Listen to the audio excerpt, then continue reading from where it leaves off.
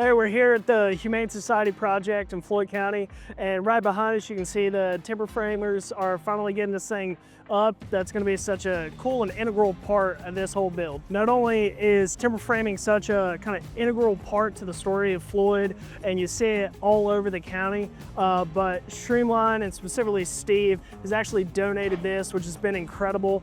This whole project would have never been possible without all sorts of incredible donors.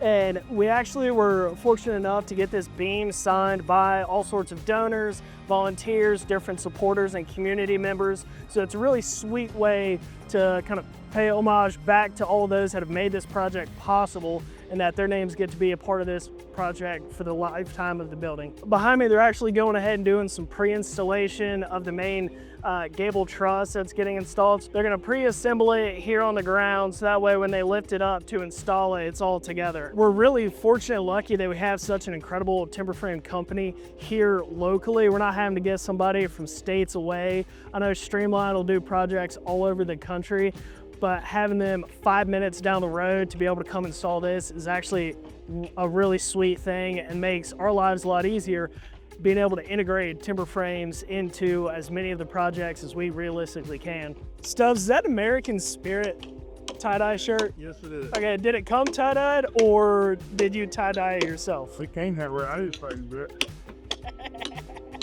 I like it. I like it a lot. My mommy gave it to me.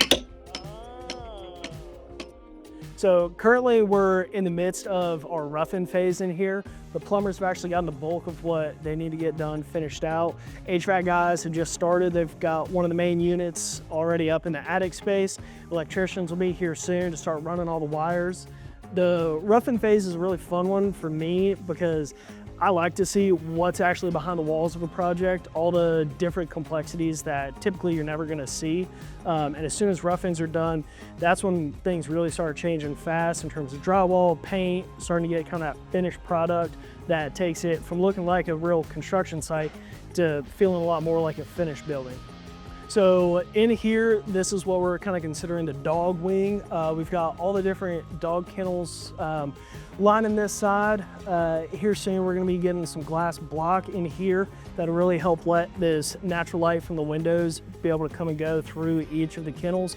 Hopefully really help brighten things up, make it a lot less cramped and condensed for the dogs. So that way, the time they're here, which hopefully is short, it doesn't feel like they're in a tiny little closet somewhere. We've also got the feed room. We've got the isolation room for any new dogs that are coming in to make sure nothing gets spread to any of the others, or if any of the dogs have some sort of communicable thing, they're nice and separated.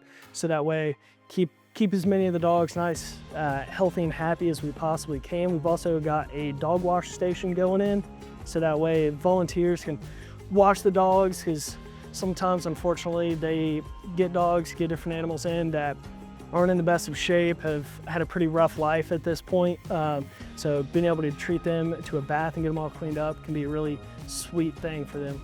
So our crews have actually almost completed this porch roof that'll be over top of this portion of all the exterior kennels for the dogs. And we'll have another one going down on that end as well, a little bit further into the project. It's gonna be a really sweet area, so the dogs aren't just stuck inside all the time. They can come outside and still be in the shade in the heat of the summer, keep any rain or elements off of them, but they still get to spend some time outside when volunteers aren't here, to be able to let them out into the dog yards to be able to actually run around and play. With every project we do, there's always different complications and challenges that we work through. This one being a commercial project added a little bit to that, between different codes, a little bit different approval processes, but we're always happy to work through any challenges, anything special that we need to do for whatever project it is. We don't want to just build cookie cutter houses or cookie cutter projects. This one being a super special custom build that really benefits the whole community is something that we love, and we're so happy to be a part of and get to be an integral piece to being able to provide this for the community as a whole.